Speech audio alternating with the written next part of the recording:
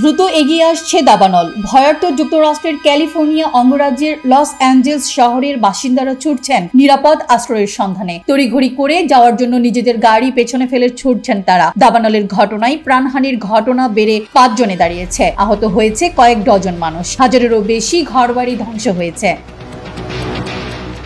ঝড়ো বাতাসের কারণে মঙ্গলবার কয়েক ঘন্টার মধ্যে আগুন ভয়াবহ হয়ে ওঠে। এতে লস অ্যাঞ্জেলসের অভিজাত এলাকা প্যাসিফিক পলিসেডসের দিকে ধেয়ে আসে আগুন। এই এলাকায় Jennifer Aniston, Bradley Kumar, Tom Hanks, Reese Witherspoon, Adam Sandler, Michael Keaton সহ অনেক হলিউড তারকার বাড়ি রয়েছে।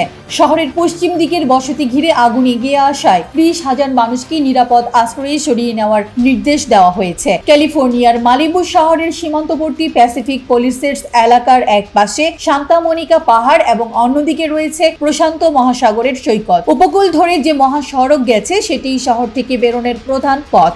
আগুনের শিখা এগিয়ে আসায় এই মহাসড়ক দিয়ে বেরিয়ে যাওয়ার সুযোগও সীমিত হয়ে এসেছে।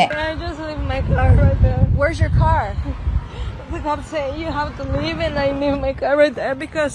So, what happened? There's a lot of fire right there.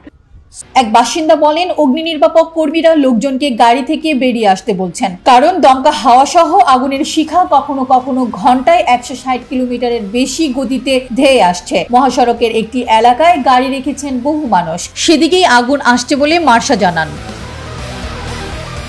Pacific পলিসেডসের আরেক বাসিন্দা এবিসি নিউজকে বলেন, উদ্ধার তৎপরতার কথা জানতে পেরে তিনি হলিউডে নিজের কাজের জায়গা থেকে দ্রুত বাসায় চলে আসেন। গাড়ি ফেলে তিনি বাসায় ছুটে যান নিজের বিড়ালটিকে রক্ষা করার জন্য।